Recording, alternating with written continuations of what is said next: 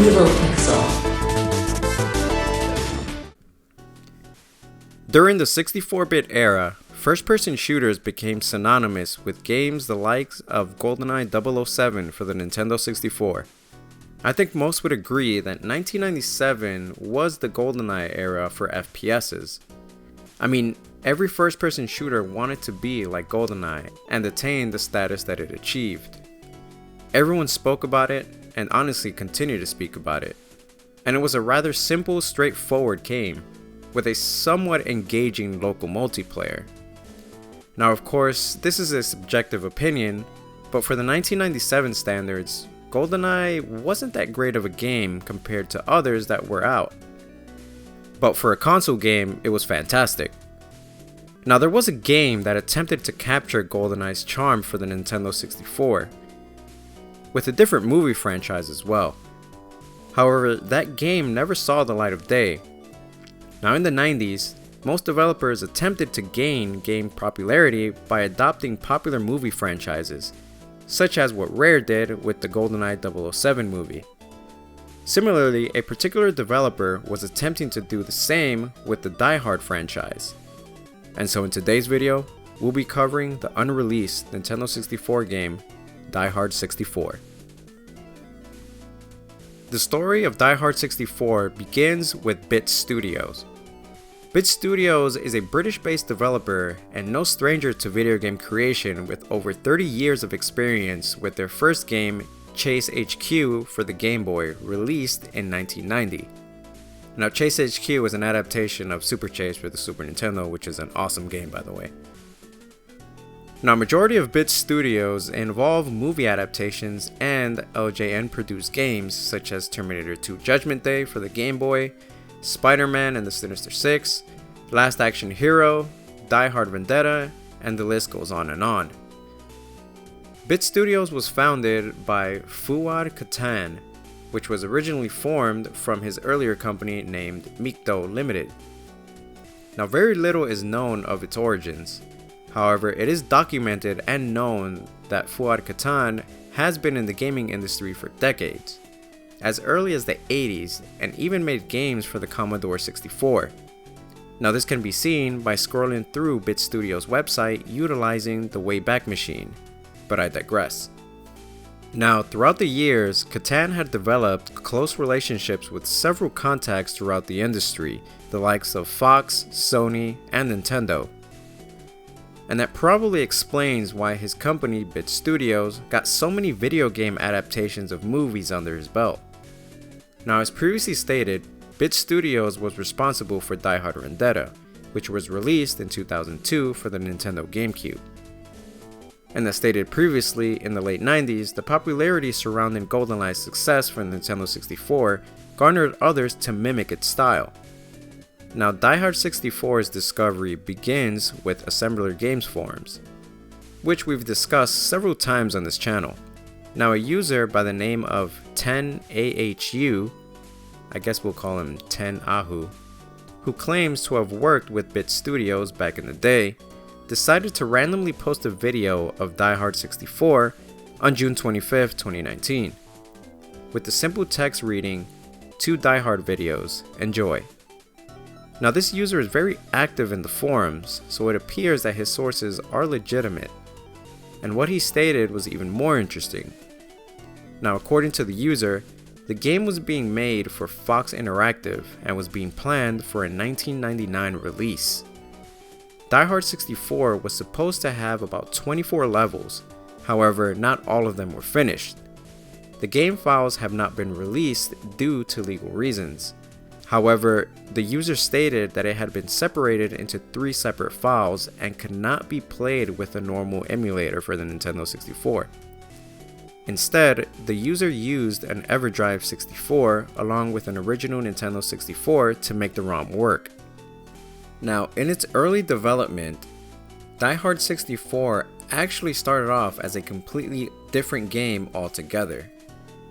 It was a new IP by the name of Muzzle Velocity, where the player played as an LAPD SWAT officer by the name of Jack.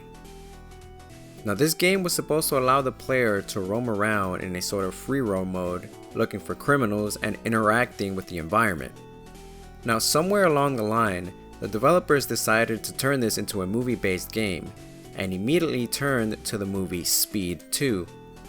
However, Speed 2 was a box office failure, and didn't quite live up to its prequel. And so Bit Studio eventually took over the project, and decided to go with Die Hard as the movie it was based off of. Now, an interesting fact found by our friends over at Unseen64 is that Speed 2's original script was actually meant to be Die Hard 3.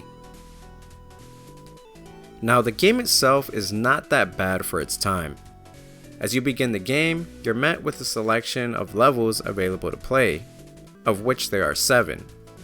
2 levels take place at a warehouse, 3 levels take place at a hospital, 1 in Kingpin's pad, whoever that is, and the last is at the police department. The character models as well as the weapon models are all decent for the late 90s and early 2000s time, and the environments are texturized and rendered decently. Now, while I'm not a die-hard fan, I am fond and do remember the first movie and Die Hard with a Vengeance. They're among my favorite movies of all time. Now, with that being said, nothing from Die Hard 64 seems to be remnant of any of the films. So it's my belief that this game is a standalone game and not related to any of the actual movies. Now, it was stated by the user who leaked the game that Die Hard 64 was meant to have a bullet time feature similar to that of Max Payne. Now, how that would have worked with an FPS is beyond me, but it would have been interesting to see them pull that off. The game did appear to have a bit of a tactical kind of espionage aspect to it. In some levels, there are some surveillance cameras that you have to avoid, similar to Metal Gear Solid for PS1, and you could take them out, or who knows, maybe you could have gotten another route and gotten alerted, and it's all a mystery since, again, nothing was really shared for this game. The game showed promise. The weapons looked good, the environment, even down to the details of McClane's hand holding the gun. It didn't look bad at all. Now, obviously, as it is with many of the unreleased games, it does have bugs. The most annoying being reappearing enemies who just sporadically respawn immediately after killing them, and the few delayed actions occurring with the AI's interactions. Now, there are also some awkward use of words, such as when picking up items or weapons, instead of saying you've picked up or obtained a medkit, for example, it says you have the medkit. I guess not incorrect, just awkwardly worded. Another issue seems to be that the version shown of the game doesn't have any cutscenes implemented, but rather there's just text stating what should be in its place. Another thing that I feel is missing is any type of auto aim or aim assist. Given that most first-person shooters of its time have a button to give the player free aim, most of the times when you have to shoot an enemy and it's within the range of the crosshair, the game will automatically hit the target, such as in GoldenEye. But this game does not have that, and it requires you to manually aim every single time. Now, I can only assume that this is due to the game not being complete, obviously, so it gets a pass, I guess. And as far as the game itself, that's all there really is to know, until more is released to the public. Now, as far as why the game was cancelled, the user at Assembler Forums stated that the game was simply in development too far along in the Nintendo 64's life cycle. The next gen consoles were already being talked about, therefore the game was transitioned to the next gen Nintendo GameCube console. So what was once Die Hard 64 became Die Hard Vendetta, which was released in 2002 to subpar reviews. And honestly, it's unknown how many assets of Die Hard 64 were actually used on this game, if any at all. Now, it's important to note that Bit Studios was owned by a company called Playwise, which unfortunately I could find very minimal information for. but what is known is that Playwise sold off most of its assets in 2008, defuncting Bit Studios altogether. But all in all, the game seemed decent for its time. I've definitely seen and played worse, and it's unfortunate that we never got to see the impact this game could have had on the Nintendo 64 hardware.